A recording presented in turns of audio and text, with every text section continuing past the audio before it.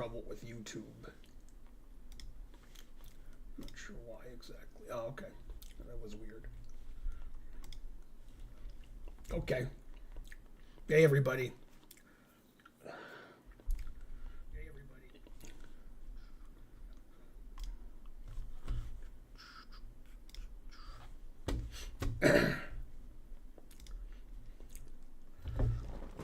Welcome to this stream.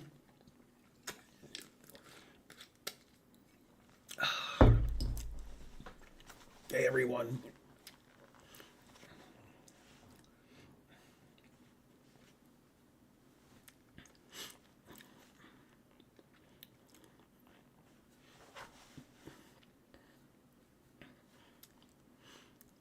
I'm Ben. We'll be on Chess TV in about 10 minutes. So we don't have any viewers now. We'll have viewers then. I'm going to do a recap today of the candidates' first half, which does not include today. A lot of decisive games today. And so forth.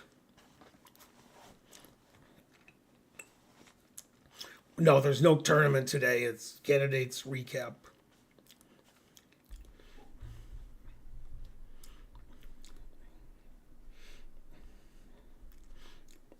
You like my shirt? Karen bought these shirts for us in New Orleans a few years ago. We went there about 6 or 7 years ago. Guess. I was really sick there.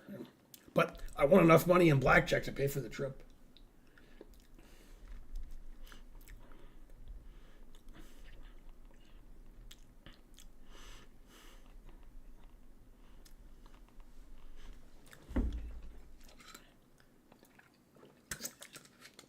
I was a Karu second for one tournament, but that was before you were born.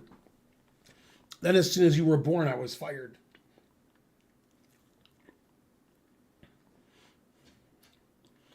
The tournament that I was his second, he came in last. So probably not a good second. We had fun. It's cold. So what I'm going to do this stream is look at all of the decisive games that were played in the candidates in the first half. There's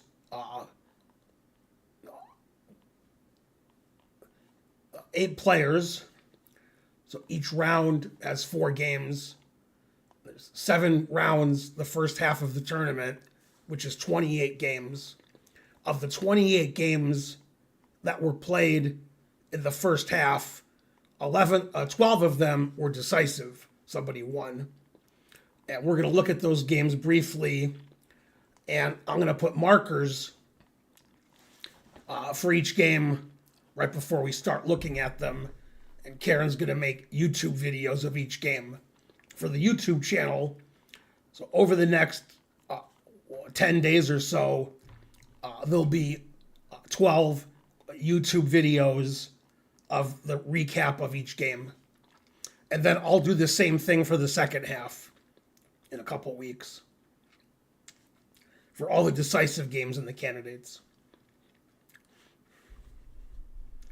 So out of 28 games that were played, 12 of them somebody won. And we'll briefly look at them, probably for 5 to 10 minutes, because that's proper length for videos on YouTube. So people watch them and don't get bored.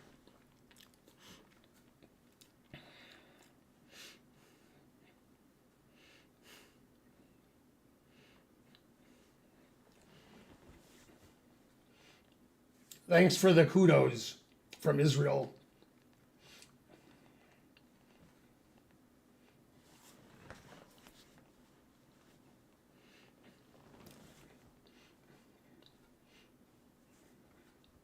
Yeah, Fabi's got to stop playing F6.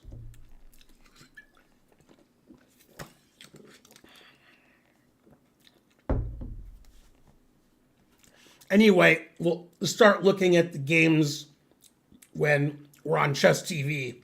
It took me some time to set up the games and prepare the stream.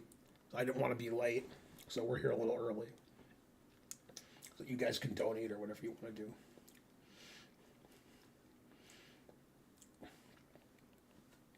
Hey, Murph May.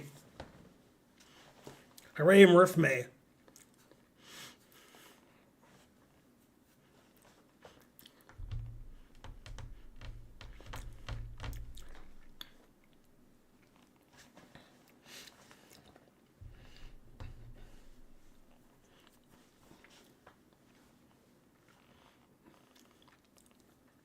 Went to see my doctor yesterday, and he doubled the dose of the drug that's supposed to keep me awake. I just took some. I was awake most of the day today, but I still slept a lot last night.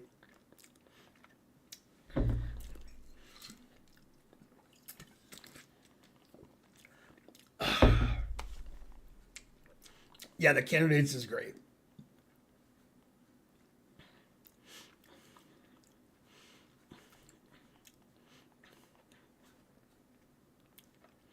Go, Fabi.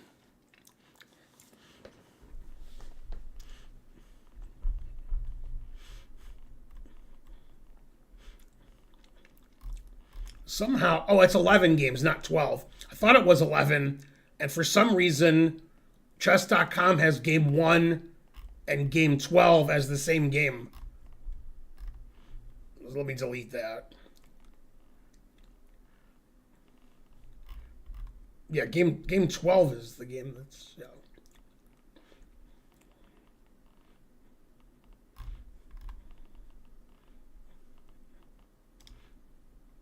Okay, so it's 11 games, not 12.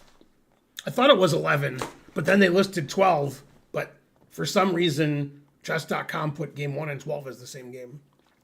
Not sure why. Oh, it says poker. Yeah, you want to fix that?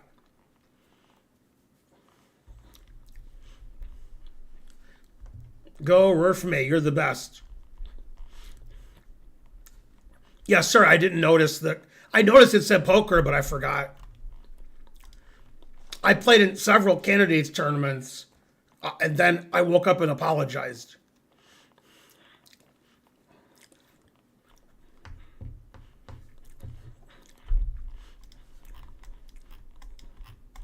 Remember, don't ask questions in the chat. You get one question per stream. You're asking a question every minute. That's why you're banned. Don't ask questions, just donate.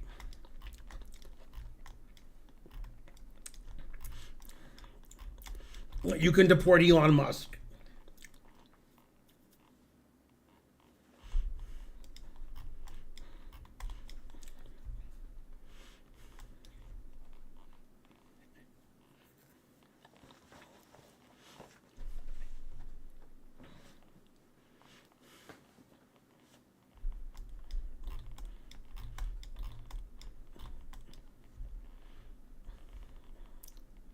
Always retweet your banned.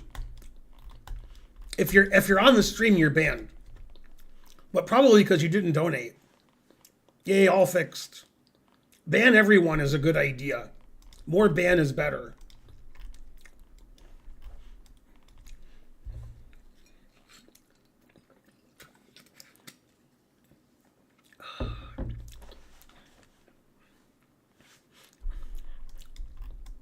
It's funny, a couple of days ago, I was watching a short video on Twitter about a guy who's playing blackjack. It's like 1 minute long. And then I read the comments of the video. And then I posted a comment also. And I said, after reading the comments on this video, I understand why people voted for Trump. All the comments were insane. So everybody's really dumb. And you're somebody, whoever you are watching this, so you're probably dumb. And the smarter you think you are, the dumber you are. Smart people don't go around thinking they're smart all the time. People who think they're smart all the time are like Trump. They're dumb. It's like when you're a bad chess player, like Sassy, you think you're great. Then when you're a great chess player, like Caruana, you think you're terrible. Same thing. But people posting on Twitter about the blackjack hand, everything they said was insane. So why would you post nonsense?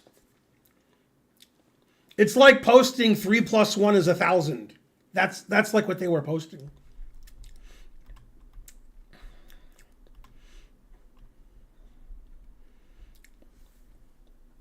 Yeah, it's good that Trump decided not to destroy the world today. 67 IQ is good. Higher than Trump's.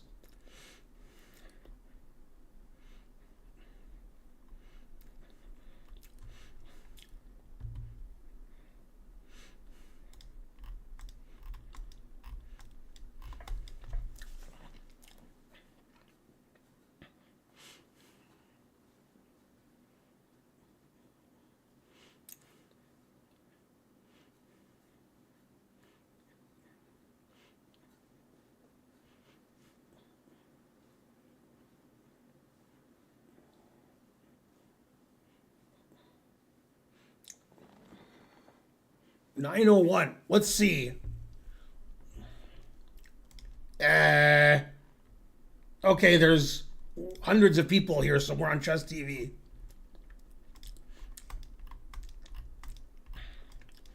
Bonarici, you're not supposed to know anything like that because you get all of your news from my stream. So you're getting your news from somewhere else. You're cheating on us. Go, Ghost of M. Okay. So let me do a marker.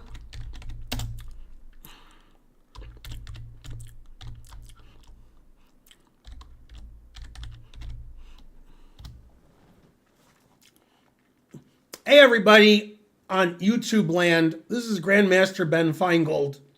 I'm doing a stream right now. It's Tuesday night, and the stream is going to be made up of the 11 decisive games from the candidates' first half, rounds 1 through 7. There were 11 decisive games out of the 28 played, and we're going to briefly discuss them in lieu of 5 minutes with Ben. I was going to make candidates recaps with 5 minutes with Ben, but I figure I'll stream them instead. So some people are watching live, and most of you are on YouTube after the fact, watching the videos now that Karen made after splicing them from the live stream. So, and as opposed to 5 minutes with Ben, people are actually watching this live, and they can ask their inane questions and so forth. Okay, so first game from the series of candidates games we're going to look at this stream, and we're going to make 11 videos for YouTube. This is video 1, is Fabiano Caruana versus Hikaru Nakamura. This was played in round 1. And this is intentional. FIDE likes when players from the same country in a round robin or double round robin, that's a qualification event, play early. So they were sort of forced to play in the first round. Obviously, they're not going to do anything in cahoots because nobody likes Nakamura. So it's not like, if Nakamura was winning the tournament, Fabi would let him win to win the candidates, or vice versa. But they do it to be safe because you never know. So typically, they like players from the same country to play early and not in the last round so they don't have some funny business going on. It's not really important in this tournament because people aren't going to do that. But you never know. Okay, so Fabi's white. This was round 1. They played sort of a Rady, Catalan, Rady, funny opening. Not very common in the Grandmaster level. Of course, Black could have played C5 earlier or E5. Sometimes white plays a3, b4. Sometimes white plays e3. Sometimes white plays d3. Okay, so Fabi immediately attacks the center. Hikaru develops his knight to e7, which defends the knight on c6 in case this bishop gets open. And we're fighting for the d4 square. So at some point, when there's trades on d4, Hikaru can play knight f5 and control the d4 square. Okay, so they trade on d4. Fabi sacrifices a pawn with b4, trying to open the position up because black's king is in the center. White's already castled. The engine says it's equal. Takes, takes. Okay, now white wants to play queen a4 check, winning the bishop on b4. And Hikaru doesn't want to lose the bishop on b4 because then people will say he's washed. So he castled. Engine agrees. Queen b3, that's fine. Bishop a5. Obviously and frankly, if bishop d6, then c5 wins the bishop. The engine says this is all equal. Knight c3. Knight f5. Which I already explained. This is why Hikaru played knight e7. So he could play knight f5 and pressure d4. Bishop a3. Now, this isn't a Catalan, but it has the Catalan-esque idea of the bishop on g2 being really good and the bishop on c8 sucking. On the other hand, white's probably going to lose the pawn on d4, and Hikaru's going to be a pawn up. On the other hand, bishop on a5 sucks, side of the board. Bishop was on f6, I would take black. Bishop on a5, I don't know. Okay, so Fabi's threatening the rook, and Hikaru's better than Gotham chess. He doesn't sacrifice the rook. Plays rook e8, d5. If instead Hikaru played the Zwischenzug, knight takes d4, attacking the queen, then Fabi would play queen a4, attacking the bishop, while still attacking the rook. So rook e8's best. d5 saving his pawn. The engine says everybody's playing great. Knight d4 attacking the queen. Queen attacks the bishop. Hikaru defends his bishop. Rook on e1 is good, putting pressure here, keeping the pawn on e6 pinned. The engine agrees with that. Bishop d7, attacking the queen, always retreat. Queen d1. There's no other safe square for the queen. Again, the engine says it's equal. Nobody is up material. And Hikaru played c5, which the engine says is the best move. Now, these kinds of positions, it's possible white's going to win the exchange, but always sacrifice the exchange. And in compensation, white's going to have weak white squares around his king, and the knight on d4 is going to be too strong. So he played bishop b2 because the bishop on a3 sucks. So rook b8. You can't give a rook away every move. a4. Now the knight can go to b5. Try to get rid of the knight on d4. The engine says it's equal. a6. Hikaru says no, you can't play knight b5. So Fabi takes, so the knight can go to d5. Makes sense. So everybody has their knight on a good square. The engine says it's equal. Queen d6. Bishop takes. Pawn takes. And Fabi says, I want this pawn. Now in this position, black has the advantage of the two bishops, but black's d pawn is weak. Bishop on a5 isn't really well placed. But the knight on d5 is under tremendous pressure. So the engine says it's equal. Okay, the engine says d3 is the best move. Hikaru took. Rook takes check. Bishop takes. Now the bishop on d5 is obviously better than the bishop on a5, but the engine literally doesn't care. The engine says it's equal. Practically, however, white's better. White has a better bishop. Okay, engine likes that. Put it in H. A5 is okay. Queen f6 is okay. And now the engine likes white more than it did before, because before the engine was wrong. Bishop on d5 is just much better than black's bishop. So now Hikaru has to play defense, because white has sort of a free advantage with that nice bishop. Trading queens doesn't offer white much in the endgame, because opposite bishops, white's rook can't get anywhere. So he keeps the queens on the board. Put it in H. And when I was watching this game, I was thinking of the famous White Square Symphony game between Karpov and Kasparov from one of their World Championship matches, which was a Queen's Gambit, where they had the same bishops. White had a white squared bishop, black had a dark squared bishop, and Karpov did what Fabi did, get his queen and bishop lined up.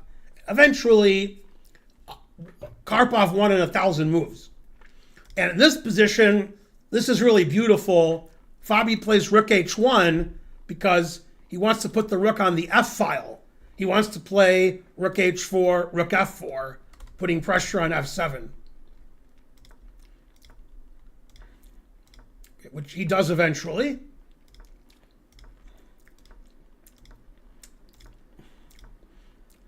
Now he wants to sneak his queen in here on h7. Always wants to trade queens. Okay, and he gets his pieces to active squares, although it's not clear what white's threatening. The engine says white's winning because black is in a terrible bind here. And black doesn't have any counterplay. Fabi moves the rook away from f5, so his queen can go to f5, and he can line his queen and bishop up. White's not in a hurry, because black can't really do anything. Then Fabi takes a pawn, complicated, and if queen takes, then bishop d5, but you have to play queen takes. Then rook e6 is forced. Queen g4. So white wins a pawn. And Hikaru tries to draw because it's opposite colored bishops, and without the rooks on the board, it's hard to mate black. The engine just says white's winning. The engine doesn't care. Okay, and then Hikaru was moving his king up. I thought he was going to keep going when I was watching the game live, and Hikaru tricked me by playing king e7. I didn't expect that. The engine doesn't like that. And the engine just says white's winning. White's a pawn up, and black is very inactive. But it's hard for white to break through. Eventually, white takes his pawn majority on the king side and uses it to his advantage.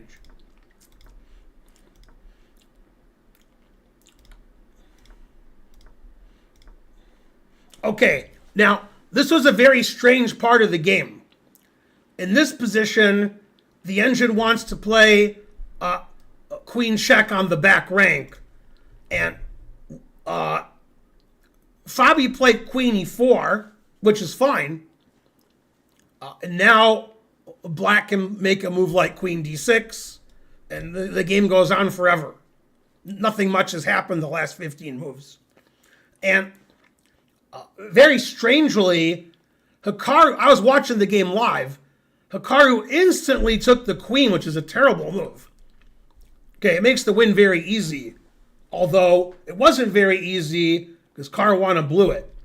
And now you can take all three ways.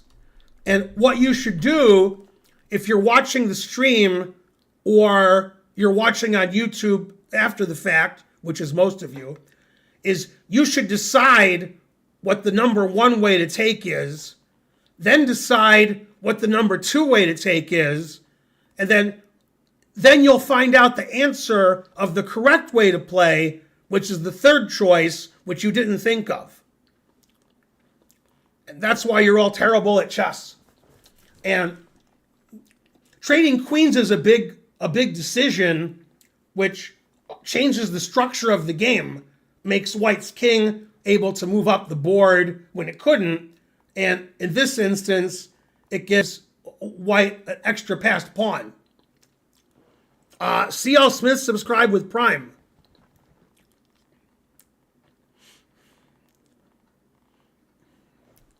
Oh, candidates is spelled wrong. Thank you. Let me fix that.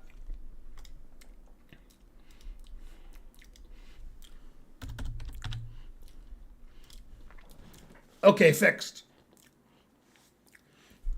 Okay, so Hikaru's queen takes is a terrible blunder, and he played it instantly. So he plays a lot of blitz chess. Okay, so you take with a pawn. Now, this pawn is irrelevant. I'm just going to take that. And now you gave me 4-2 on the king side. White's advantage is fortuitous. White is very easily winning now.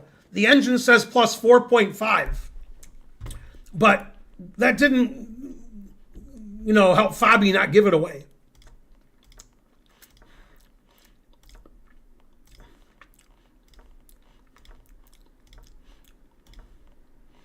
Okay, and in this position, Fabi made a move I would never think of. If I was white, I would play king f5. Then I would play g5. And I don't understand what the problem is. It looks like white's going to get two passed pawns. White just keeps pushing the pawns until white has two passed pawns. And in most instances, I would guess black's not going to allow takes, and give white these two passed pawns. So that means black's going to take, white takes with a pawn, white plays h6, and white has a passed h pawn and a passed e pawn. So what's the problem? It just looks like resigns. Okay, and Fabi instantly played f5, which I don't understand, because I don't see how white breaks through on the king side now. But the engine says, yeah, that wins. f5's fine. Fabi's better than me. I wouldn't consider f5 because I wouldn't know how to break through on the king side. I don't see a breakthrough. King f5, g5, I see the breakthrough. I see the passed pawns coming. The engine says f5 wins, it doesn't matter. Okay. Now he plays king d5. He ignores this pawn. I wouldn't do that. I would take the pawn, but it doesn't matter. And what Fabi wants to do is push his f pawn. The king goes over and takes it. Then because the pawn's on d4 and Fabi didn't take it, Fabi's going to play king c6 and take this pawn and have a passed c pawn. And possibly take on a5 and have two passed pawns over there. And the engine says it's completely winning, no problem. Okay, so Hikaru does nothing. Then Fabi plays f6, which throws away the win, and now the engine says it's a draw. I would never consider the move f6. I don't even understand f6. Why is white giving a pawn away? Instead, the engine says king takes d4 and bishop e4 both win. I don't understand f6. I don't get it. It's giving pawns away. Okay, so now it's a draw. gf6. I mean, pawn takes, bishop takes is an easy draw. So he plays e6 check. And in this position, Hikaru made the losing move. So f6 was a blunder. Never play f6. And in this position, Hikaru blundered because white's winning idea, which I've already said, is to play king c6, king takes b6, and take the a pawn and queen the queenside pawns. So according to the engine, the game is a draw if black plays king c7, because now we can't do our stuff. Okay, and white can't get any passed pawns anywhere. So the engine line, which is all zeros, it's the engine line, is e7, e8, king here. Now f5 exclam, although f5 is not necessary, but it's a draw, f5. And then bishop to d8. And white can't win because white has no way to win. White is, this pawn isn't going anywhere. King's on f8. This is defended. The draw. Okay, that's the engine line.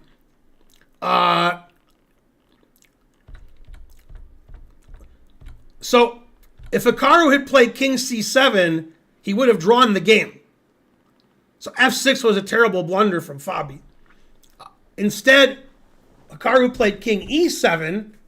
Now white's winning again because white wins on the queen side.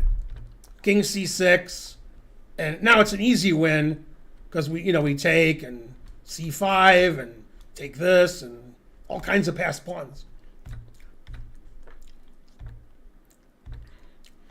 And then he resigned because I'm going to do that.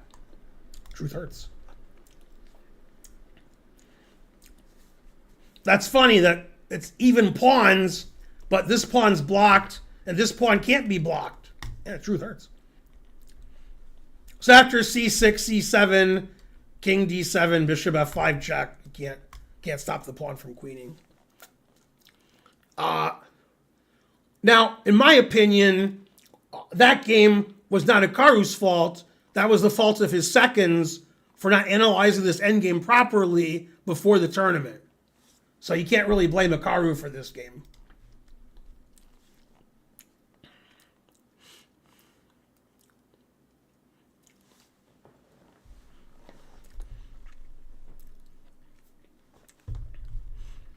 Okay, that took like 15, 20 minutes. I was supposed to take 5 to 10 minutes. But the game was 83 moves. Truth hurts.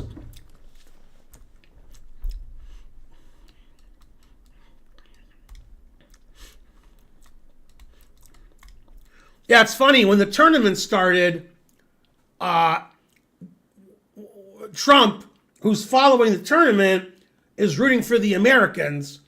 And he told Hikaru, he said, I want to make sure that you win a game in the next 24 hours before the tournament started. Then after this game, Trump said, okay, I want you to win a game in the next 24 hours.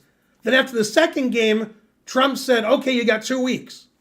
So he fulfilled the 2-week deadline, Hikaru did.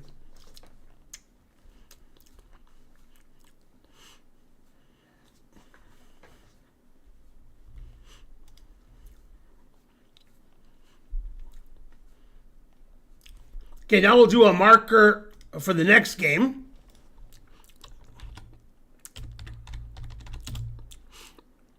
Let's see, Geary, Prague.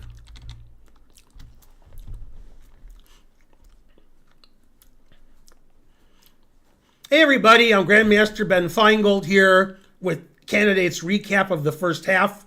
This is game number 2 in the series of rounds 1 through 7, the decisive games. I'm streaming this live on Twitch, but it's also going out to you on YouTube once Karen makes the proper edits. Edit out all my R-rated jokes. Maybe edit some in.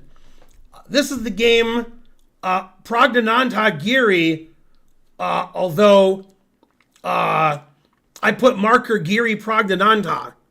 So let me change that.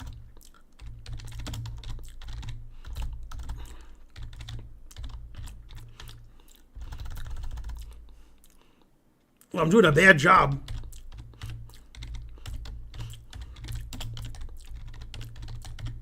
Okay, so hopefully I didn't confuse Karen too much. Oh, we have a $10 super chat from Edward something Suka 217 on YouTube. The more you donate, the more I'll explain the game to you. Okay, this is Praggnanandha Giri. I accidentally put a marker for Giri Praggnanandha, so that might ruin the whole stream. We'll find out. Go Karen. PW Siegel subscribed, etc. Okay, thanks PW Siegel. Yeah, I'm already going to do a second half recap, but not before the games. Okay, so Praggnanandha's white, Giri's black. Praggnanandha tries to get Giri out of his prep by playing the Grand Prix. Doesn't have a great reputation at the top level. It's considered that black can equalize against the Grand Prix. But, you know, it's not something you prepare for too much, so Giri might be out of his prep quickly. Okay, so far so good.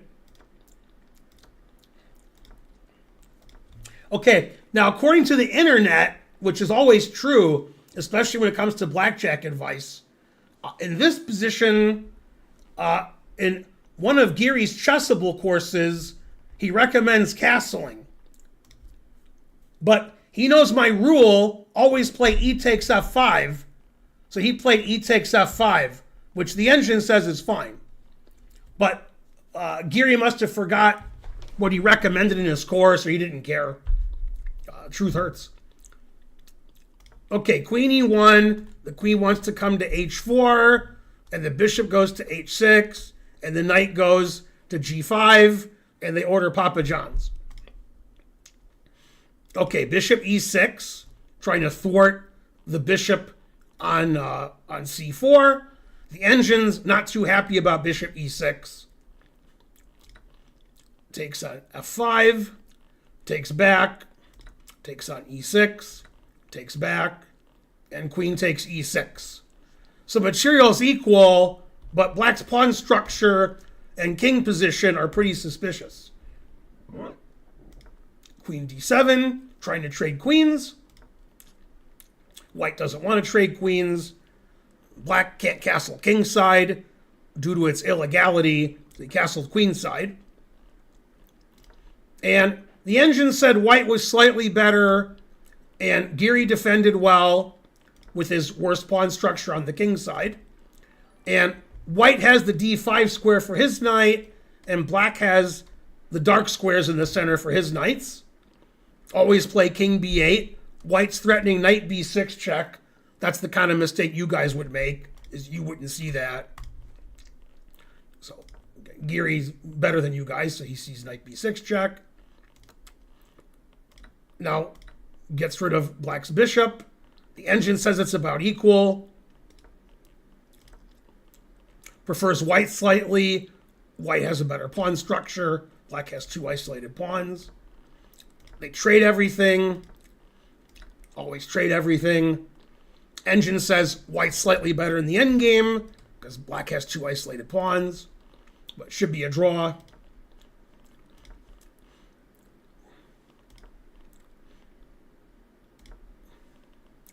Okay, and then Giri sacrifices his h-pawn because that traps the knight on h7. But the engine says that's the only way for white to fight for an advantage. And Praggnanandha does take. d5 is correct. So white's a pawn up, but white's knight is trapped on h7. But the engine still prefers black, still prefers white.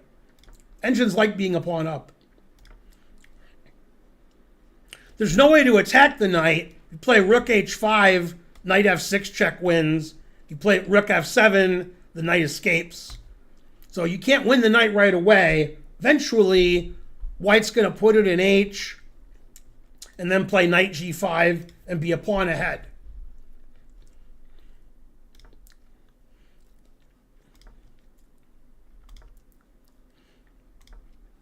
So engine prefers white. White's a pawn ahead. Black has counterplay with his great knight. Okay, and the engine doesn't like the move knight d5. It likes the knight on e3. It wants to just take on c3. Now it says white has a bigger advantage. White plays h4, so the knight can go to g5. And eventually, if the knight can scamper home, then Praggnanandha has a pawn up. Black trades. Black forks. There's no knight f6 check because the knight's on d5. So knight g5. Knight f6 attacking the rook. Engine says knight f6 is a blunder, losing the game. Truth hurts. Now, if I was black, I would play knight takes h4. And the engine does not play knight takes h4. But I don't know why. So I'm going to find out. It says that move's no good because of knight e6 threatening knight c5 and knight f4. The best move is b6 or b5, either one. And white is a pawn up, but not easy to win. After knight f6, rook e6 is winning. Now, all of Geary's knights are attacked. Terrible. Rook takes because the rook is undefended. Rook takes. The engine actually slightly prefers rook e5, but says rook g4 and rook e5 both lose. You know, white's a pawn up with a passed h-pawn and a bishop for a knight. So, okay, and the engine says this is all winning for white. White's a pawn up. White has a passed pawn. Pawns on both sides of the board. And black can't do anything. Black has to keep his rook tied to the h-pawn, and then white can just move his king up and win. Move it on up to the king side. Geary tries to trade all the pawns off. Prague's like, you can have my pawns. I'm going to get a queen. Truth hurts. And in this position, black resigned. You can play rook c8 or rook h4. I would play rook h4. I wouldn't resign. But yeah, the engine says white is plus 10. And truth hurts. Yeah, because I can go win this other. I can check and play rook h6. Okay, then I'd resign. I definitely resign here. So after rook b6, Geary resigned, and Praggnanandhaa won the first game against Geary, and that was a shorter game than the game Fabi won against Hikaru. Very nice game by Prague. One blunder late in the game by Geary really cost him. But nice strategical win for Prague. The younger player always wins. Truth hurts.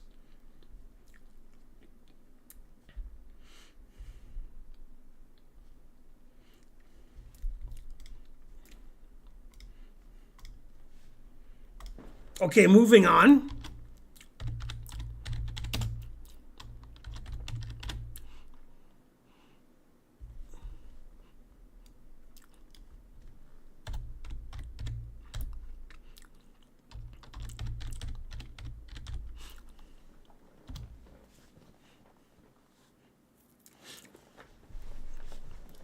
Okay, we're doing recaps of the candidates. This is the third game we're doing out of 11. This is the game Sindarov-Esipenko from round 1. As you all know, Sindarov is killing it. And it turns out the preparation that was leaked was intentional because Sindarov realized in the past when people's prep was leaked, they won the match, as in the match Ding versus Nepo. So he thought it was a good idea to leak his prep so he would win the match too. Caruana had his prep leaked by video in St. Louis against Carlsen, and they drew their match. And then in the rapid, Carlsen was too good. Okay, so this is Sindarov-Esipenko. His fortunes varied after this game. Guy who won the game wins all of his games, and the guy who lost the game is tied for last. Truth hurts. Okay. So they played Queen's Gambit. Bishop f4 variation. Boring.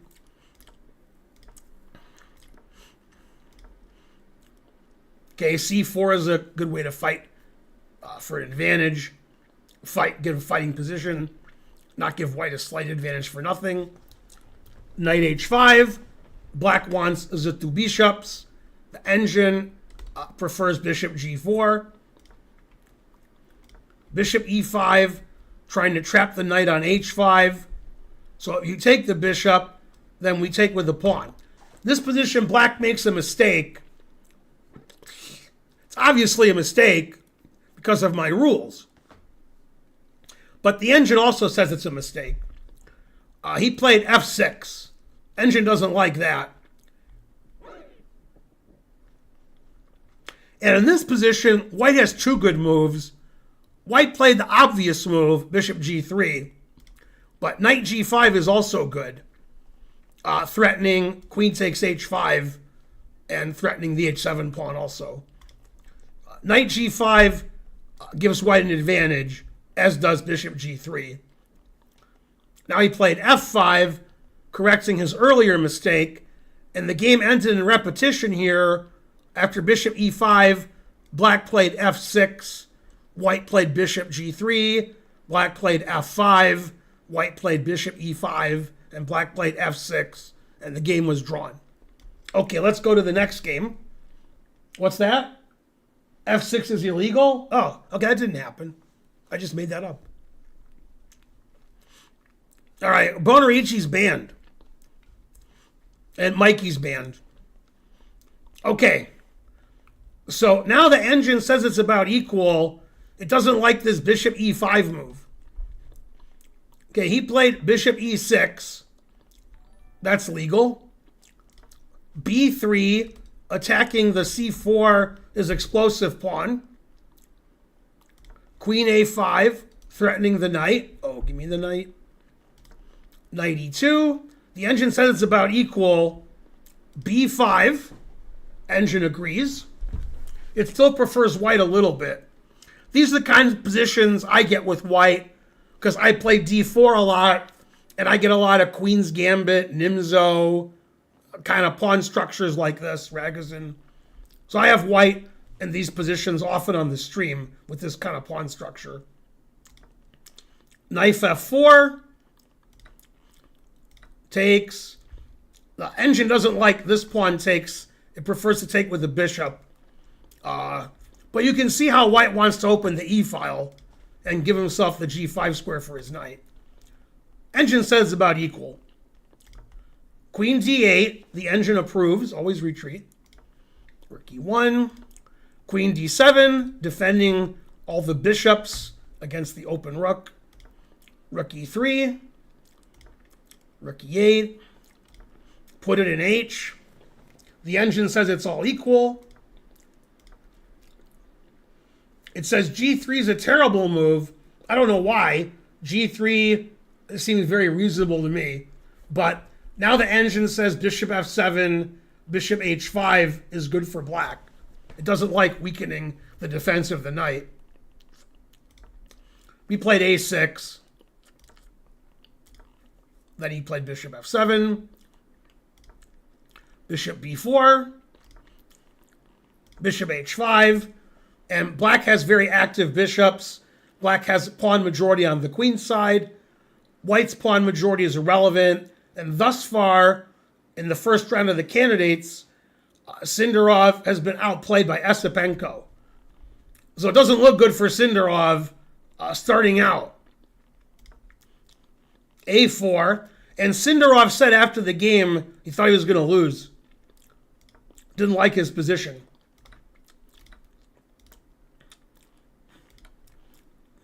Okay, and the engine says bishop takes f3 is terrible.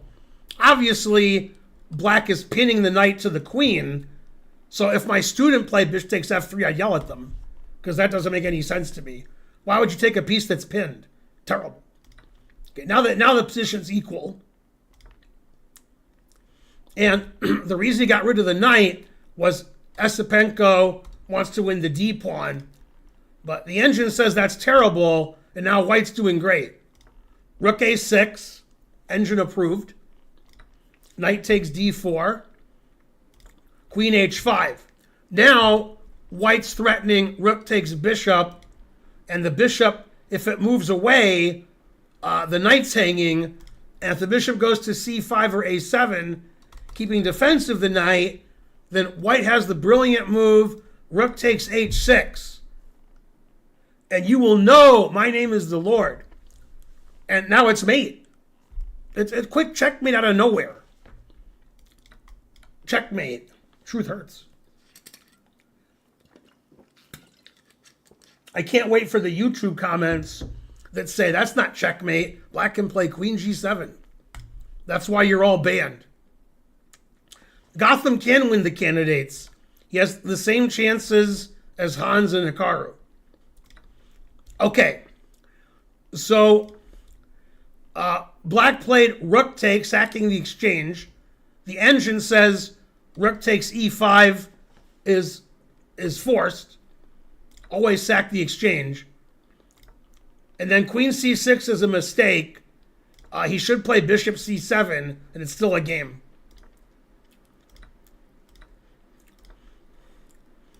Now white's pieces are too active. White's threatening the bishop.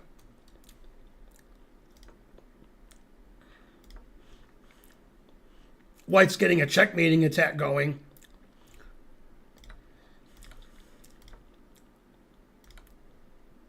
Always repeat.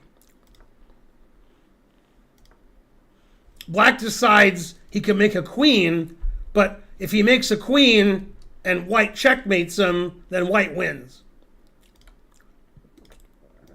Always repeat. Rook e6, always sack the exchange. Now white wants to play rook e8 checkmate with advantage. And you'll be on YouTube saying it's not checkmate because black can play queen f8. That's why you're all banned. How do you stop rook e8 mate? Well, he found a way to stop it. He resigned. You could also take the rook and then get checkmated this way or this way, whichever you prefer. So after always repeating and always sacking the exchange, black resigned.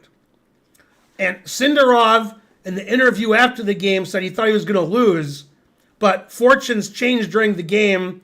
Esipenko outplayed Sindarov in the opening, middle game, got an advantage, and then the game turned around in time trouble, and Sindarov won. What about king h7? What? Oh, you mean in this position? Now I have several ways to checkmate. One way to checkmate is this. Another way to checkmate is this. Another way to checkmate is this. And there's probably a couple more. I didn't see king h7, but white has 4 or 5 different checkmates. So. Still winning.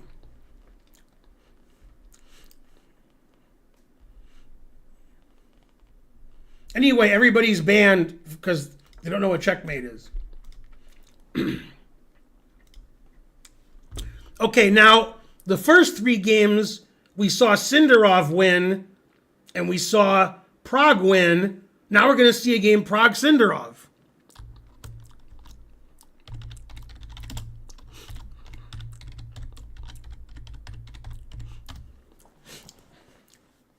Hey everybody on YouTube, I'm Grandmaster Ben Feingold.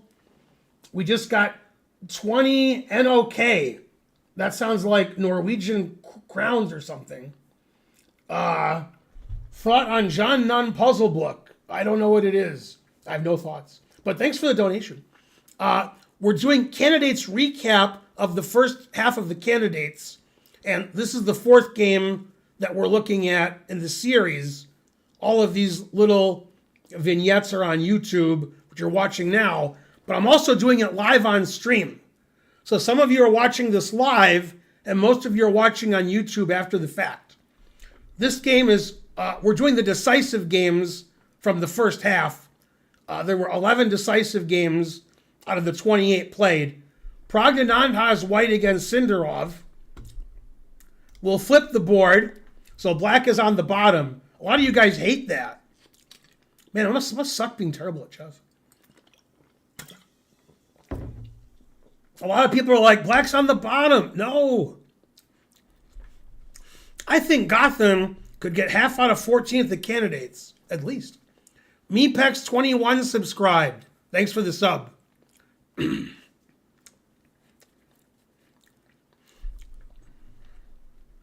this is water. You're banned, Leo.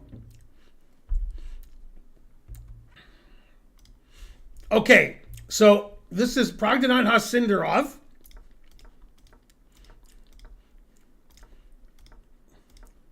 Queen's Gambit declined. This is the same as the Sindarov game we just looked at with Ostapenko. Now it's a little different. This is one of the main lines. Still theory. Okay, and you can also castle queenside. There's a lot of theory. Bishop takes f6, I'm not as familiar with. It's the kind of boring move that I like.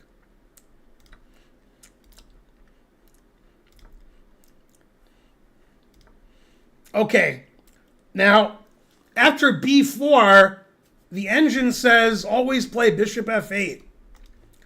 Also, the engine prefers white to play bishop d3 here. And I'm assuming b4 is prep, but I'm not sure. And in this position, the Sindarov played in true Sindarov fashion by sacrificing material for a long-term attack, even though the engine doesn't like it. The engine wants to retreat. But Sindarov says, roar, knight takes b4, roar, sack a piece. That puts tremendous pressure on white, whose king is going to be on the run the rest of the game. But white's a piece up. King d1 is correct, as in the game Carlsen-Feingold. I forgot who won that game. And black has the two bishops and a long-lasting attack against white's king. Bishop d3 is okay. I think the engine just wants to take. Engine likes queen g6, threatening queen g2. Engine likes f5. And the engine says white's slightly better. Practically, though, it's hard to play white because your king just always sucks. And it says queen c3 is a mistake. He wants to challenge the e5 square, give his king a square. And in this position, Sindarov played a move that maybe Pragg thought was impossible, e5. Because it looks like you can just take it, but then when I play queen f6, your knight's pinned, and you lose your knight. Now black's threatening e4. And now the engine actually likes Sindarov's position. Black has a lot of space. White's king is no good. E3 pawn is weak. Black's threatening bishop b4, which would win the game immediately. And white just can't move here.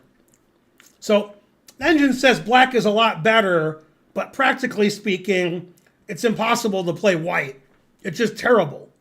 If two computers were playing, white would defend properly and maybe still lose.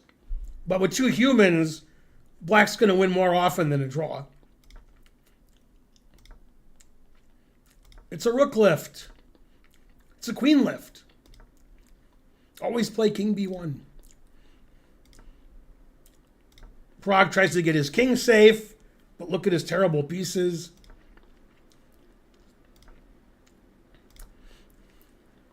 C pawn's weak. Black has big attack, 2 bishops, 2 pawns. Black also has big space advantage on the king side. White's rooks are shallow and pedantic. Still, white has good drawing chances, but now white's in time trouble with 4 minutes left, and it's virtually impossible to play practically. Engine says c5 is terrible. It's the losing move. And I guess he wants to open up the diagonal for his bishop and give his knight the c4 square. But Engine says c5 just loses. Queen b3 check is also a mistake. And then here he blundered that he could resign with queen f7, and Sindarov immediately punished Praggnanandhaa for having his queen and king lined up on the same diagonal. Now, obviously and frankly, Black wants to play bishop e6 check, winning the queen, but white has a knight on d4. But the knight is overworked. It's also defending the bishop on c2. So Sindarov immediately played rook takes c2 check, which obviously Praggnanandhaa overlooked. Now white can resign because white's down 3 pawns and getting mated. And more importantly, black has the 2 bishops. But he played on, always play king b1.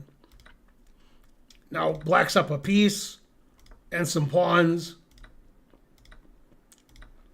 And black's up 4 pawns. And after queen f6, Praggnanandhaa resigned because they made time control, and now he can sit here and realize it's over.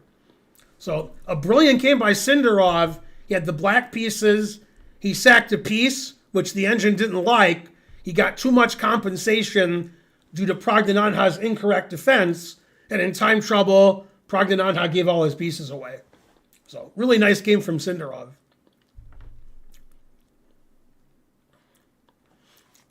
Go Sindarov.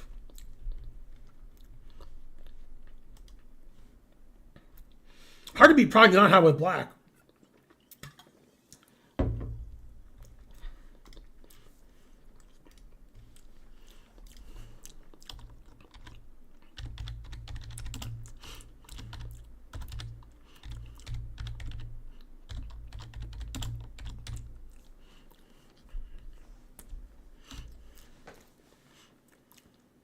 Praggnanandhaa, Praggnanandhaa, hey, hey, hey, he resigned.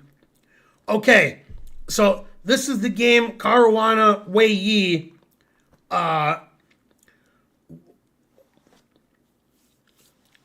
from the middle rounds. Caruana has white, and this was one of the strangest games of the tournament, maybe the strangest. So let's have a look. Boring. Boring. Okay, now it's not so boring. Still a little boring. Okay, just an English. Engine wants to play h4. Put it in h. Queen a4 check. Knight c6. Knight g5. And in this position, Wei Yi played the most interesting move. And this was actually Wei Yi's prep. Wei Yi out-prepped Caruana this game. Caruana was thinking forever in the opening and middle game. And then as soon as they were out of prep, and the engine said it was unclear, then Wei Yi played terrible. So the opening prep didn't help. Black has more than one move here, but Wei Yi sacrificed 2 pawns, which the engine agrees with. Knight b6. Again, it's part of his prep. And white says, I like being up 2 pawns. So he took with check, and took on c5. So white's up 2 pawns. Black has the 2 bishops. And the king is in the center. Black has a lead in development, etc. h6. Engine says it's equal. This stops the knight from defending h3 square. So bishop h3, recommended by Shirov, stops white from castling.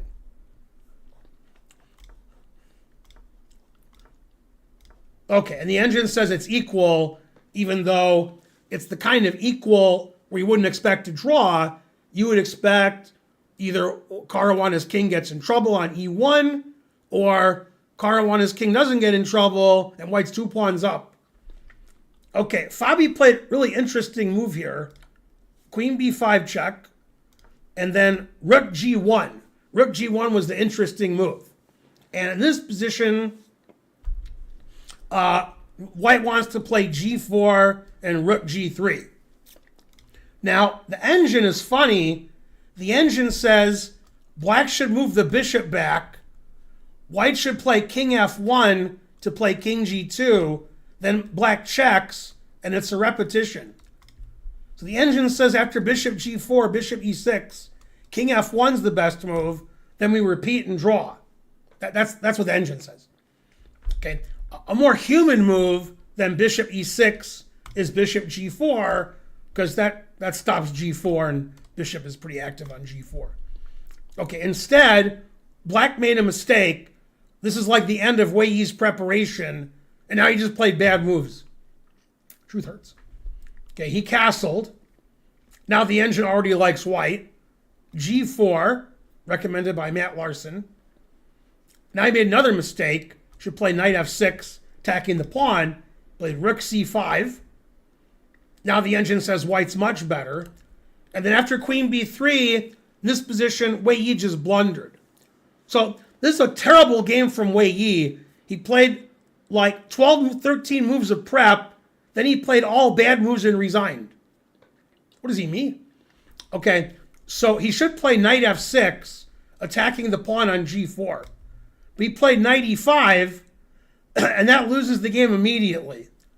I take the knight, he took back, and now in this position, probably what Wei Yi was thinking was if white plays the obvious rook g3, which is winning, don't get me wrong, I'm going to play queen a8, threatening queen h1 mate. I know it's not mate, but it's close. And the engine says after d4, queen h1 check, king d2, white's winning. But I assume this was Wei Yi's plan, was to force Fabi's king to start going for a walk, like in the Sindarov game that he just beat Prague. But there's a move that's better than rook g3. He can not only attack the bishop with the rook, he can attack it with the queen by telling his knight to get out the way, move, and always retreat. So Fabi played knight d1, exclam, former muscle, and now there's no defense to queen takes h3. So white may have bad development, and white may have a king on e1, but white's going to have an extra piece, and black doesn't have any attacking force. So after knight d1, black just loses. Obviously, when Wei Yi played knight e5, he missed knight d1. He probably just saw rook g3, queen a8, misevaluated that too. And then Wei Yi resigned, losing in less than 20 moves after out-preparing his opponent. And Wei Yi resigned in this position. Cloud Enger, thanks for subscribing.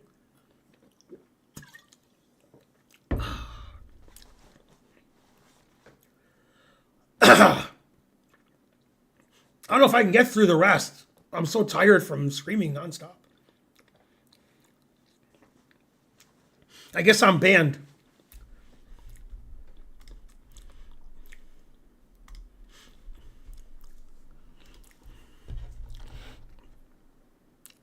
Tomorrow I'm busy. Okay, marker.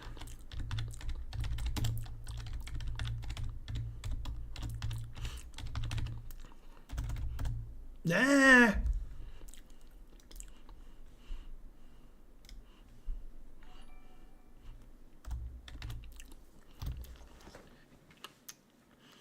Okay, the next game is the game of the first half between the two co-leaders, Sindarov and Caruana. And this was played on April Fool's Day. Sindarov has white. Sindarov has a lot of prep. Some of it's leaked, some of it's not leaked. And Fabi has a lot of prep. And some of his prep was leaked against Carlsen, so on videotape. Okay, so they played a QGA by transposition. A couple weeks ago, somebody on the stream was asking me why Super GMs don't play the QGA more. This is why. Was hoping to give 2 to 3 more words in the answer. 20 Norwegian crowns, I think. I don't know the book, so I can't really help you. But Bonarici said it's good. So there you go. Remember, the more you donate, the more I answer.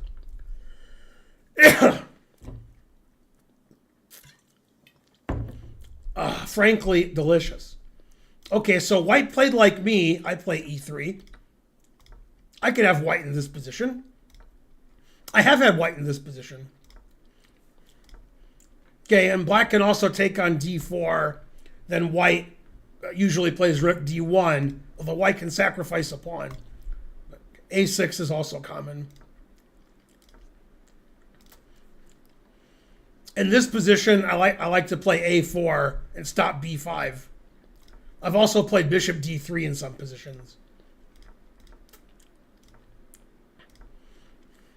Always play a4 when they play b5.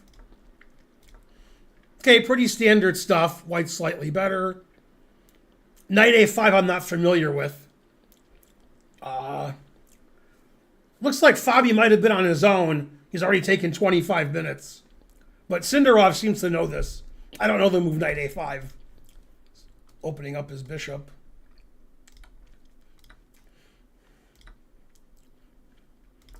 The engine says it's about equal. Yeah, it says c6 is the best move. Knight d4. This was all prepped by Sindarov. So you knew this really well. The engine wants to play rook g8, putting pressure here.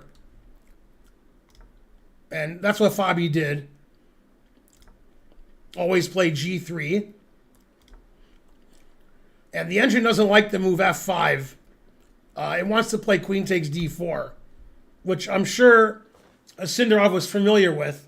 Looks like white has more than enough compensation for the pawn, because black's king is on e8. His pawn structure is ruined. But he played f5, which engine doesn't like. Bishop c4, preventing any queen d5 from happening later. The engine hates the move rook g4, says that's terrible. Now it just says white has a great position. See, Fabi could have taken on d4, and white would have compensation for a pawn. Now, white has all those advantages of pawn structure and king safety without being a pawn down. Yeah, so this is just bad for black. King's on e8. Terrible. White snatches a pawn.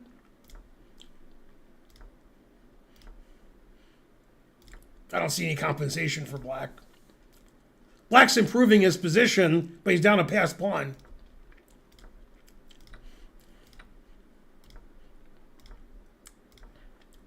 Always play d5, ruining black's pawn structure more. Ugh, terrible. Frankly. 5 isolated pawns, what else? Yeah, and black's king is too exposed. And black's down a pawn. It's the wrap it up button.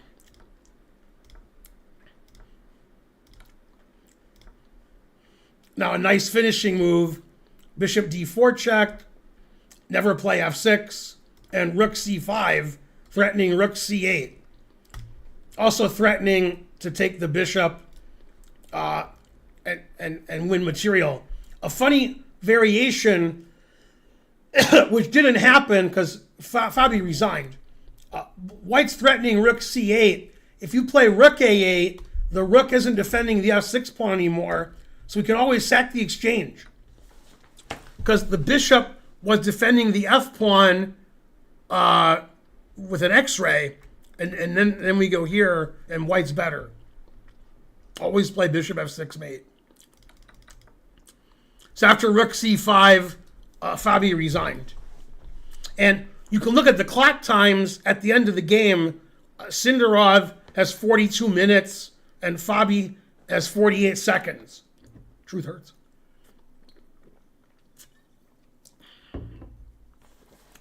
A nice crushing win from Sindarov. Confusing the audience. Sindarov, 20 years old, will be the oldest player in the World Championship. Usually 20 is pretty young, but not nowadays.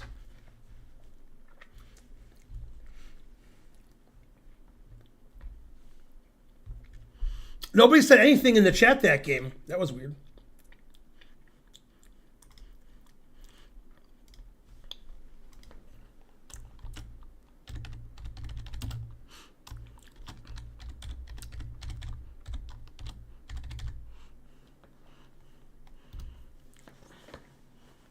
Okay, hey everybody on YouTube. I'm Grandmaster Ben Feingold. We're making little videos between 5 and 15 minutes of the candidates games, which Karen is putting on YouTube after the fact. And unlike my 5 minutes with Ben, we're actually streaming live. So people are watching this live as I do the first 11 decisive games of the tournament, which were played in the first half. We're somewhere in the middle now. This is the game Anish Giri, Andrei Esipenko. Esipenko not having a good tournament. The truth hurts. He was not one of the favorites coming in, although neither was Giri. But better than Esipenko. Okay, Esipenko, one of the only players, although I think Bluebaum, who is in 2,700 FIDE. Okay, they played a Sicilian, open Sicilian, sharp. I think Giri has at least one chessable course on the Najdorf Sicilian. So he plays it in the candidates against one of the tail enders, trying to improve his score. Bishop g5, the old move, the most popular move in the 60s, 70s, and 80s. Nowadays, people play f3 and bishop e3 for the most part. They play other stuff too. Bishop d3, that's a really old move. Nobody plays that. Nobody's playing bishop d3. Everybody plays f4. Okay, so bishop d3, queen e2, I don't know this. It's beyond my understanding. Yeah, and the engine plays knight takes e4. Now, the game got crazy like Fox News. Okay, so all the pieces are hanging, confusing the audience. The engine says it's equal. Knife f5. Always play knife f5. Okay, and in this position, Giri played the engine move, which is bishop e7. The engine also says black can castle. Okay, and obviously both players know this line because they've both taken less than 5 minutes on their clock. So this is their prep. Knight takes g7, and in this position, black has two legal moves, and most of you would play the wrong move. And by most of you, I think I'd play the wrong move too. But Giri played the right move, recommended by the engine, king d7, recommended by Steinitz. This was also played in a famous game from New York 1927, Nimzovich Sambic. A famous game. So black has two advantages here.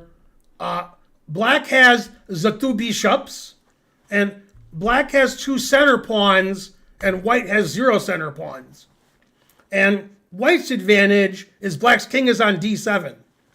But the king's pretty safe on d7 because all those pawns in front of it. The king can go to c7. Knight on g7 is very strangely placed. The engine says it's equal. Okay, castles. Knight c6, as if nothing's going on. c4, king c7. The knight gets away from g7. The engine says it's equal. And this is what you call castling by hand. King is going to go to b8. White plays for the attack against the king. Geary says, I'm a grandmaster. I like taking free pawns. The engine actually doesn't like taking this pawn. It wants black to play either e5 or king b8. Now it says white's better.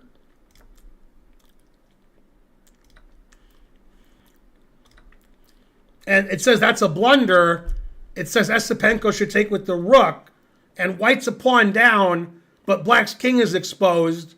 White has the half-open D and B files. Engine says white's better. After queen takes, the engine says black is much better because of the move bishop a4, which Esipenko must have underestimated. King b8, and the engine says white has nothing. Black has 2 bishops against 2 knights. Black has an extra pawn. Black has the pawns in the center. Knight on h5 is no good, etc. Although if I was black, I'd be scared because my king still looks pretty weak. Rook b2. Engine says that's terrible. Seems like an obvious move. Bishop c6 seems obvious. Now, Geary's just up a lot of material. Queen d5. Now, black is attacking everything and defending. Queen d5, all-purpose move. Defense and offense. And white's down a pawn. White can't allow queen g2 mate. White can't get any more pieces into the attack. So the engine just says white's lost. White's position is so bad, in fact, the engine says f3 is the best move. God damn. And he played f3. There you go. Rook c7 is the best move. Black can't take the free knight because, oh no, my knight. Because then rook takes b7 and white would give checkmate. Okay, now black can take the knight because white isn't attacking b7 anymore. So he saved his knight. And the engine just says black is completely winning with his 2 bishops, an extra pawn, pass c pawn, knight on g3, no good.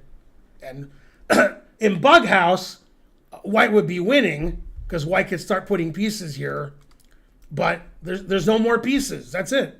White's attacking with all his pieces, and that's it. There's no attack. Geary wrapped it up. The wrap it up button.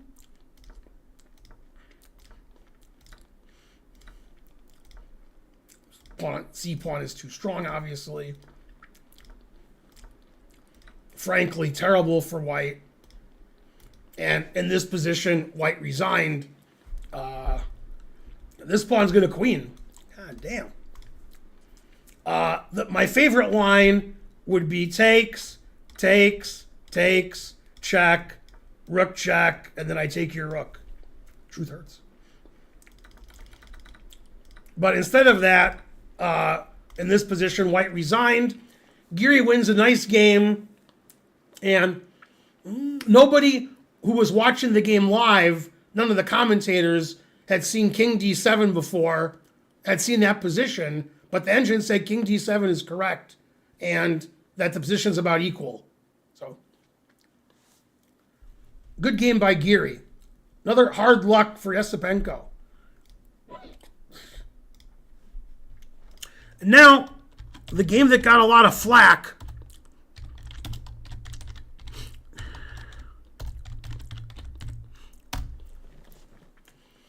Hey everybody, hi YouTube land, I'm Grandmaster Ben Feingold. We're analyzing the games from the first half of the candidates. And this is the game that got a lot of flack. Hikaru got a lot of bad press, which he gets a lot of bad press, truth hurts. Trying to steal Hans's thunder.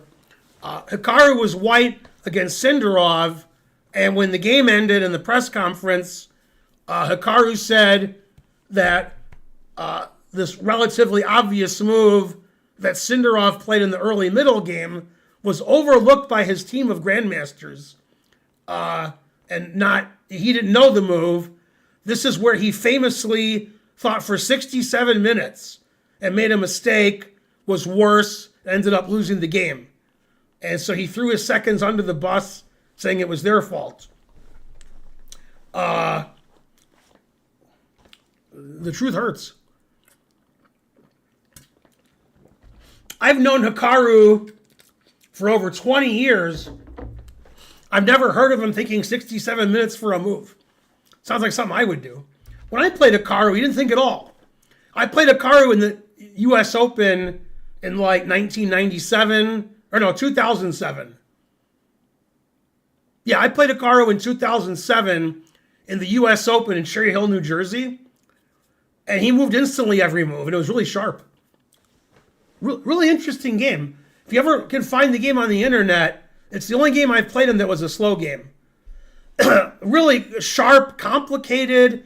Hikaru was sacking pieces, but he never thought. He just moved instantly. So yeah, him thinking 67 minutes on a move was shocking.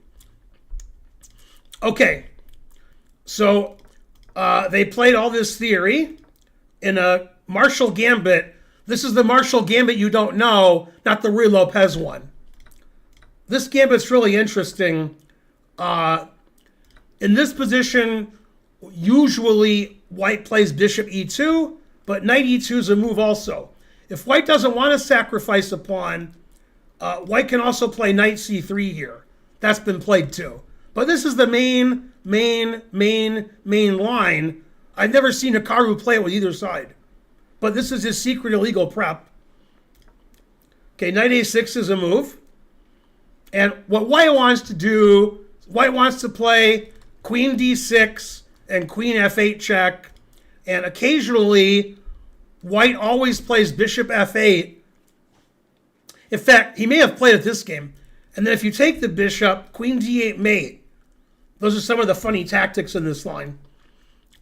Okay. He played bishop d6, that's the other move. Okay, still theory. Bishop f3. So Hikaru's down 2 pawns, but he has a big lead in development, control of the dark squares, and Sindarov's king is stuck in the middle.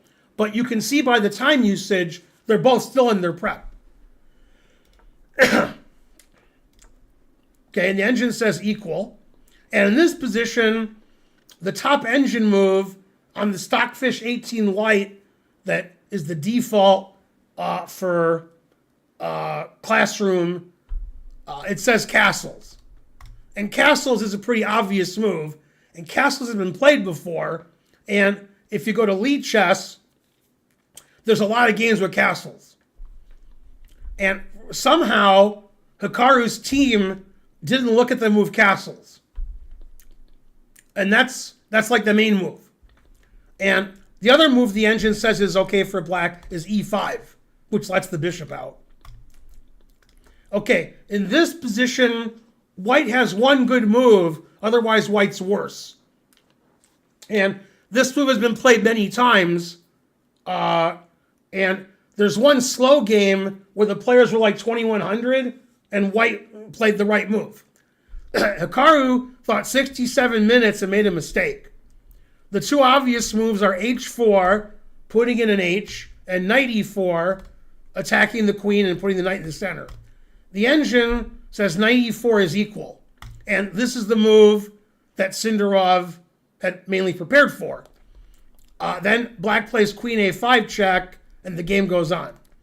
But he played h4, and now the engine says black is much better.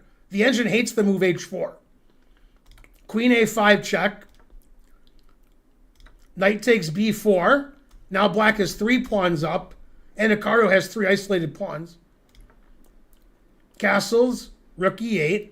Now the engine doesn't say black's winning, it just says black has a big advantage. Queen d2, c5. It says these moves are all good. Rook a d1, knight f5. Black's moves are all perfect. Takes. Queen f4.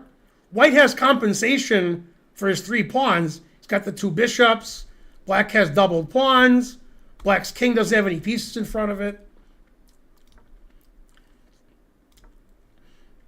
Okay, the engine doesn't like king h1.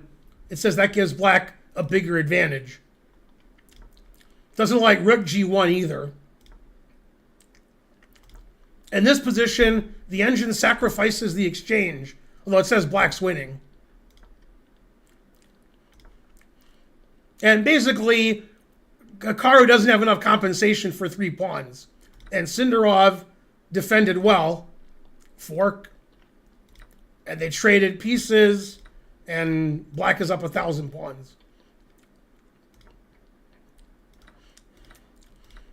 It's opposite bishops, but too many pawns down. And the game didn't last very long. Black's up 3 pawns. Black gets a pass pawn on the king side, pass pawn on the queen side, pass pawn on the king side. Too many pawns.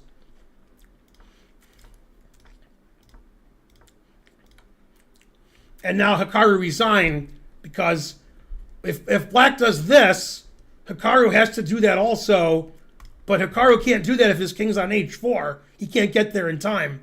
And even if he could, black has a passed h-pawn, so if white could cheat and take this pawn and stop black from queening by getting his king over here, then I would push my h-pawn.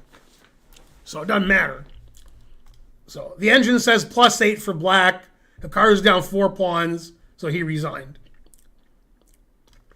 And then in the press conference, he said, we didn't have to move castles in our notes, so it's my team's fault because the position's too hard to play afterwards.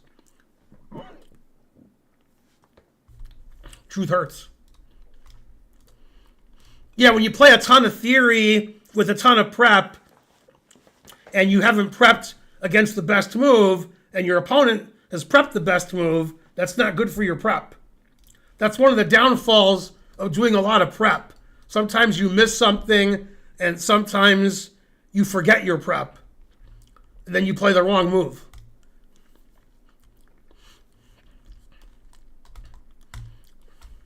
When you think 67 minutes on a move, it's almost always going to be bad. It means you're confused.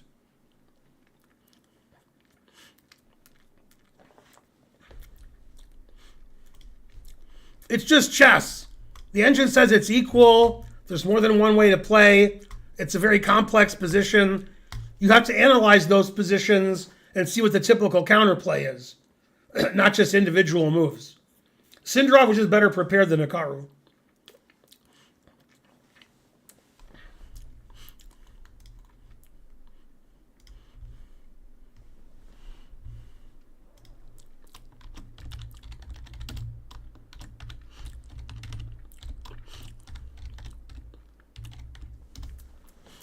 Okay, everybody on YouTube, I'm Grandmaster Ben Feingold. We're looking at the games from the first half of the candidates, the games that were decisive. This game's from round 5. It was played on April 3rd between Fabiano Caruana, white, and Matthias Bluebaum with black. This game wasn't very long, unlike some of the previous games that we've been looking at. So that's good for me because I'm losing my voice. Etc. Mainly etc. Okay, they played a funky Petrov, and in this position, surprising the audience, Bluebaum played the Stafford Gambit, except for one thing.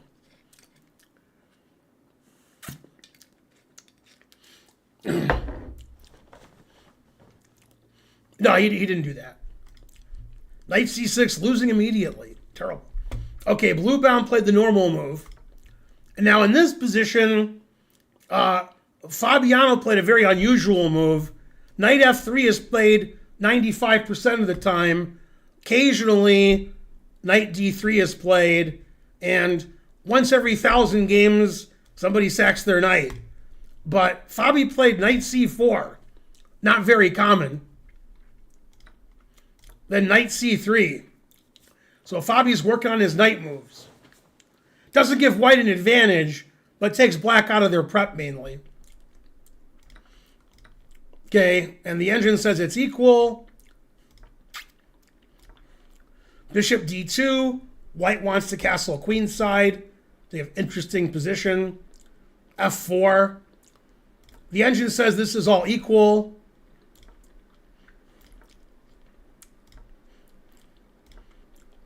But very interesting position. Castles, G4. Now, if I was playing this game, I want to have white here. I like white's kingside initiative. The engine says, it's equal.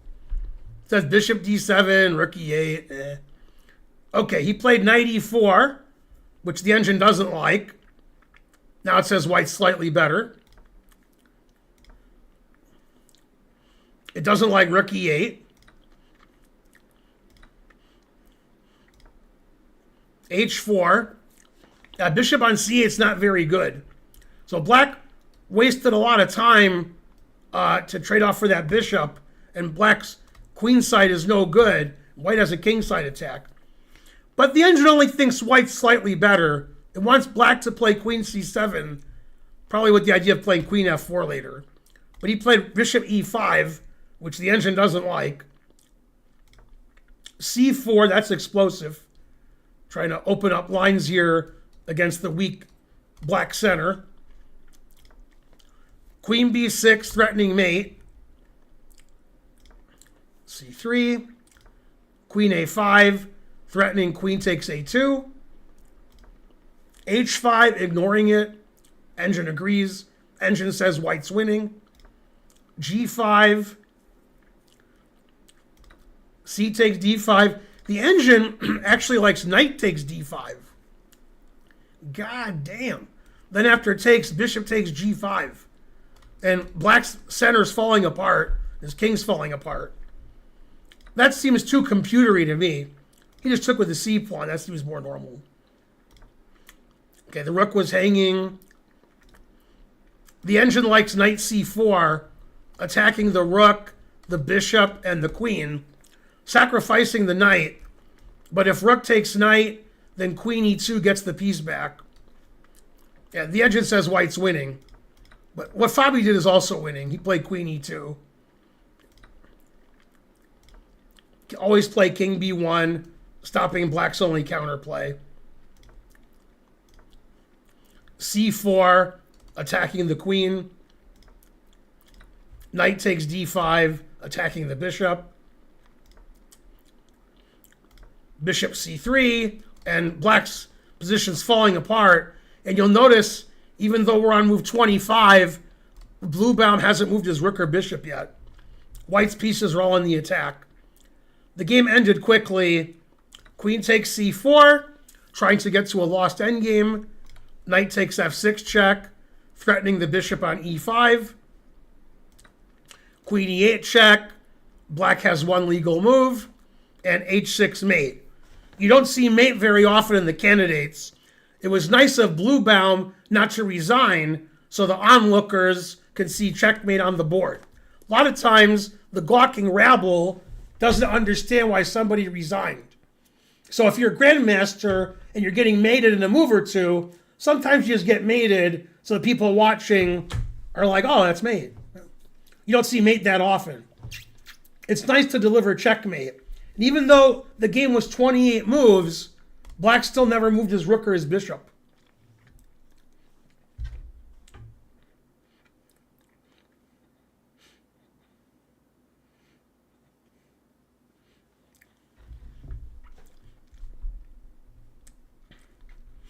Yeah, a lot of people think resigning should be banned and draw offers should be banned. The game should just end.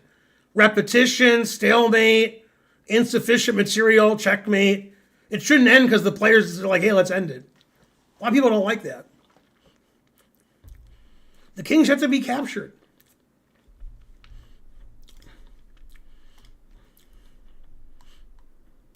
Okay, since we're only showing decisive games, all of the games are from Sindarov. Marker.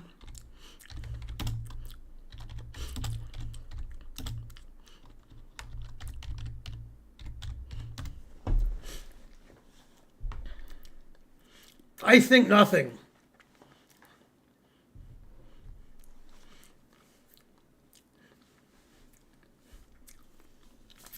Yeah, I don't mind draw offers. Okay, everybody on YouTube, I'm doing a live stream here, and Karen's editing out all the nonsense and making 5 to 10 minute videos of me analyzing the first half of the candidates, rounds 1 through 7, all the decisive games. Of the 28 games that were played in the first half, 11 were decisive. This is the 10th game that I've looked at, so hopefully you've looked at a lot of YouTube videos now, or maybe you watched live. This is the game Wei Yi White versus Sindarov. Wei Yi floundering at like -1, -2. Sindarov winning all of his games. Truth hurts. Okay, so they played double king pawn. Played sort of a boring line. Black gets the 2 bishops. White has the what else. Not too exciting. Sort of locked up center.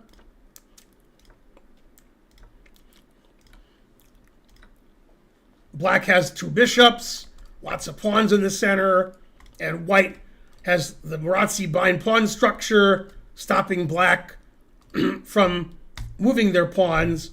Well, this bishop is pretty nice on c5. Okay, so the engine obviously says it's equal. The engine says everything's equal. Okay, rook g8. Nice open file for the rook. Castles. The engine says the best move is king e7. Rawr. I'm serious. Played a4, stopping white from moving their queenside majority, or so he thought. b4.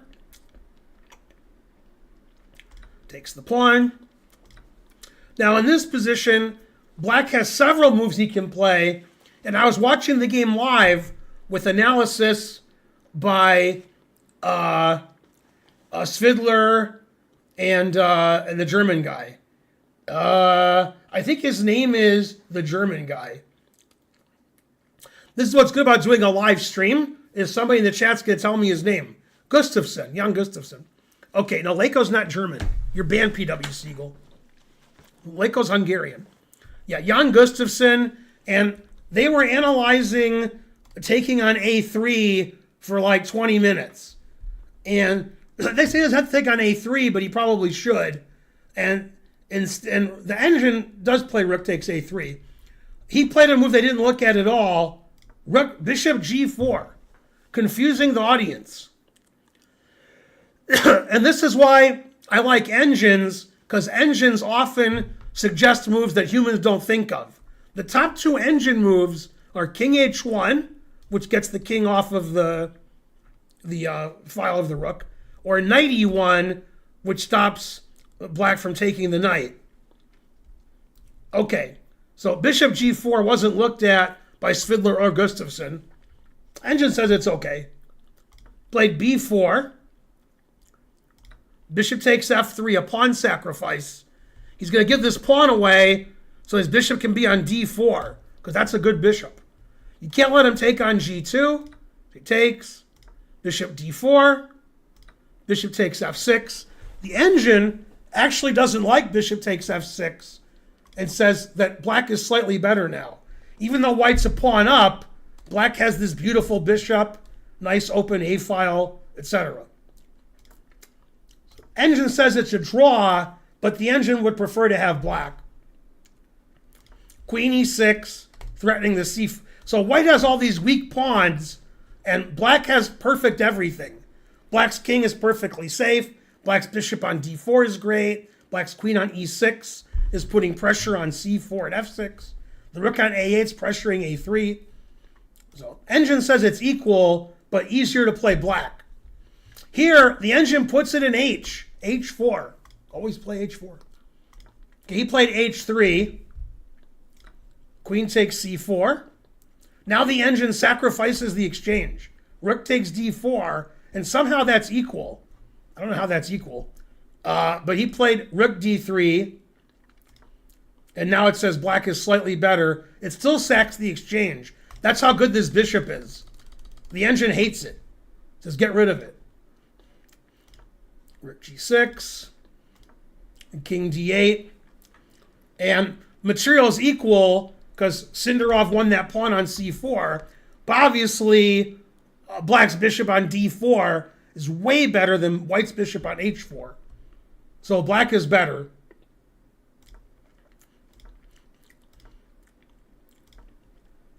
And f4 seems desperate.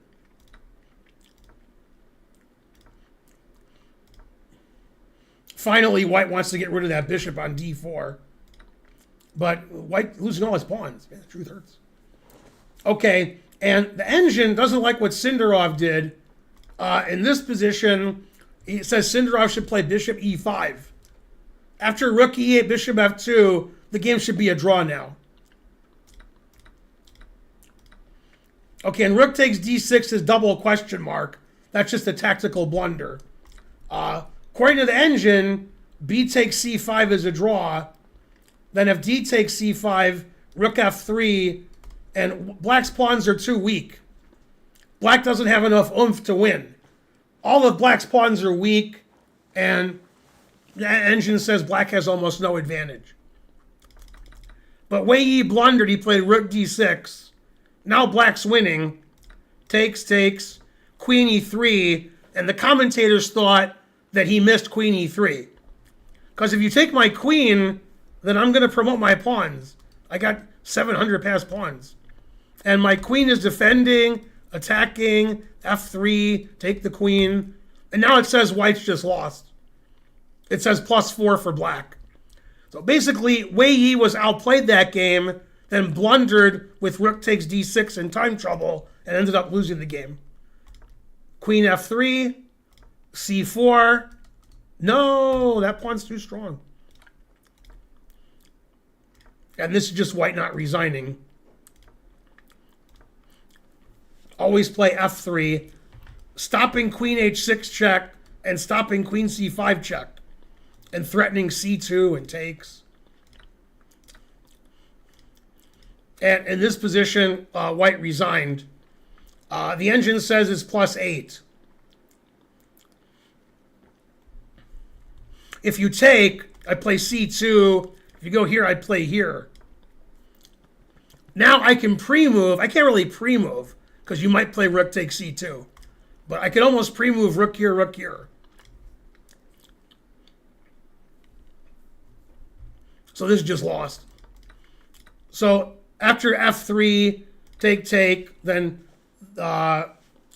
Wei Yi resigned. Sindarov wins again. Puts a lot of pressure on his opponent with black. Plays really interesting. Didn't get an advantage out of the opening. Wei Yi in bad form. Got outplayed. Was fighting for a draw with white. Then in time trouble blundered.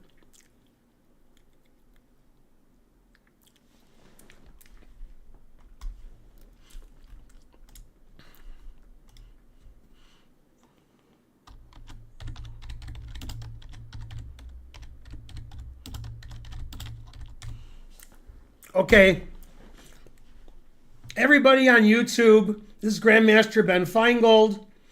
We're finishing up the stream. This is the 11th and last decisive game of the first half. Some of you have already watched round 8 and more, but that's the second half of the tournament. That'll be the next series of videos that I make in a couple weeks. This is the 11th video out of 11, which I'm making for the first half of the tournament. This is from round 7. This is Esipenko Wei Yi. I've already shown a lot of Esipenko Wei Yi games, except they lost all of them. So these guys were fighting for last place, and this game put one of them definitely in last. Esipenko's white, Wei Yi is black. Esipenko, one of the lowest rated players along with Bluebaum. Wei Yi somewhere in the middle, not having a good tournament. Okay, and they played a Petrov. D4 is a very interesting move. Queen E2, I already don't know that move. Most people play either knight takes E5 or bishop D3. Bishop D3 is the most common move. Okay, so you have an unusual move. Queen on E2 is not very good. Never play F3.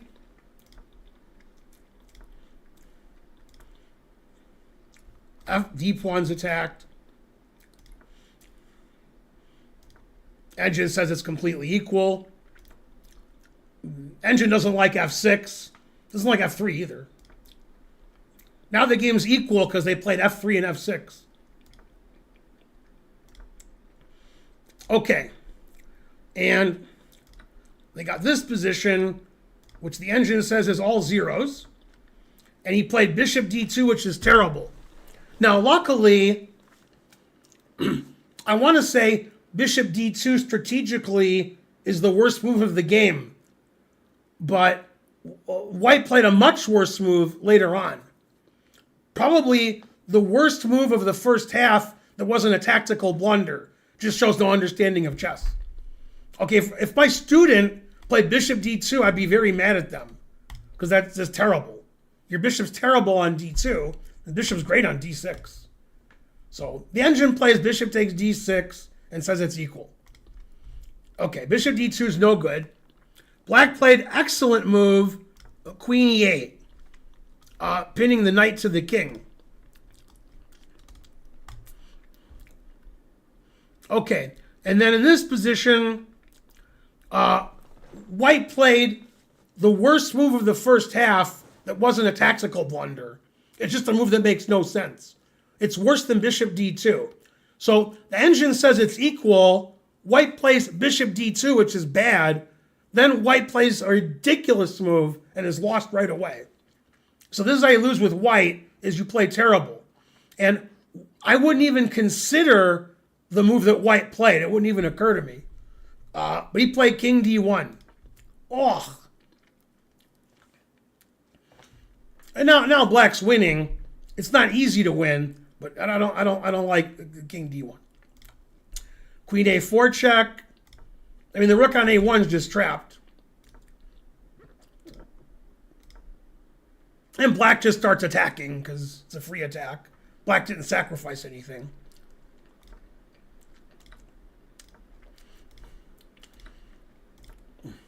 Black's got open file to the king. The rook on a1. If the rook was on c1, on d1, and I could play king b1, bishop b3, that would be okay. But with the rook on a1, it's just sitting there trapped. Always play king b1. Always sack the exchange. It's not an engine move, but just shows you how helpless white's position is. Black sacrificing material for no reason to get the white squares. If you take the rook, which the engine doesn't like, I take with the b pawn. Taking with the d pawn is also good. Then I try to get my bishop on this diagonal. And I have the open b file for my rook. Your d pawn's weak. And the engine says black is winning. Black's going to play c3, open up the queen side, and black just has too much attack. So rook c4 is really interesting exchange sack. He played knight e2, which the engine likes. Knight e7. Obviously, white's attack is going nowhere. b4. Always sack the exchange. b3. Bishop b5, sacking a rook. The engine says white can resign here. Black has too much of an attack. He took, which is good for the crowd. Bishop takes, threatening bishop takes d3 check. Bishop d3, threatening the bishop.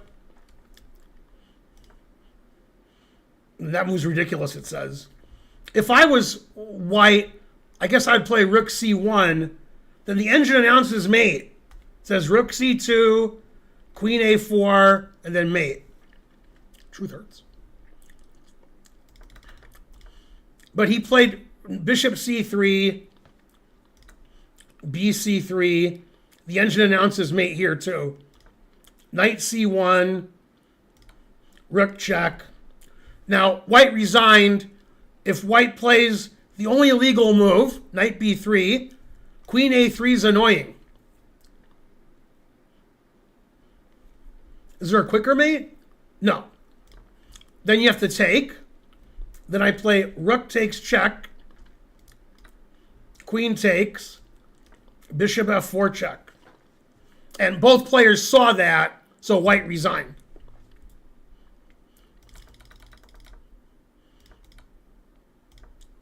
Yeah, so after rook b8 check, white resigned because this is forced.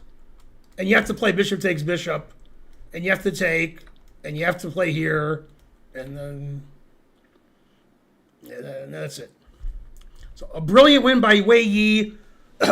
King d1, king c1, terrible for Esipenko. Wei Yi punished him. Wei Yi's only win of the tournament, but a nice win with black. Not Esipenko's tournament. Esipenko looking worse than Nakamura the first half. Why not king d1? What? King d1 illegal. Yeah, castling would have been better than king d1. King d1, terrible.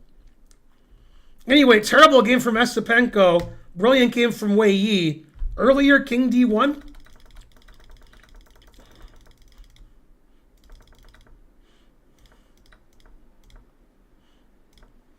Oh, king d1 here? Whoa.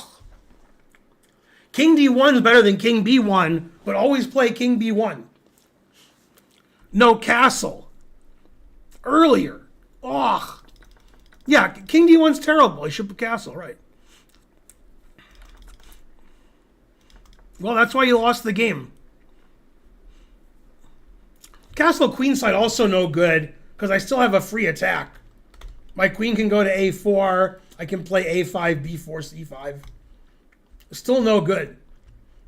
But king d1 is ridiculous. There's like two beginners playing, except white's the only beginner. Yeah, very nice game by Wei Yi. He won really quickly. Game didn't last very long. Yeah, really nice final position. You guys are asking me why he made these terrible moves. He got punished.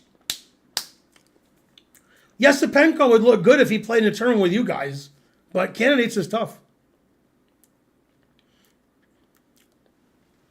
All right, and that's all 11 games from the first half of the candidates that were decisive. There were 3 decisive games today, I think. So the next set of videos I make in a week or two will have a lot more decisive games.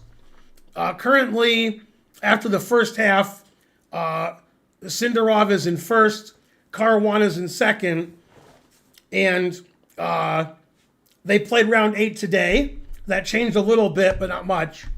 And I'll show you those guys' games when I do another recap. Yeah, go Caruana, except for one thing. Tournament's over. Okay, so we can raid either Chess Sharks or Mari Chess. I'll let you guys decide. Why Magnus not playing? You're banned.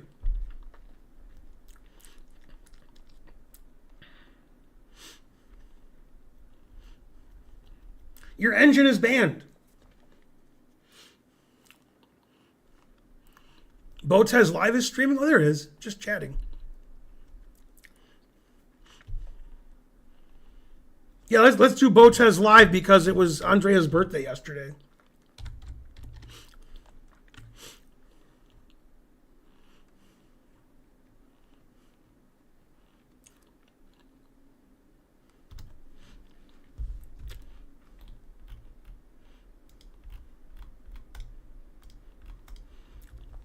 Okay, see you guys on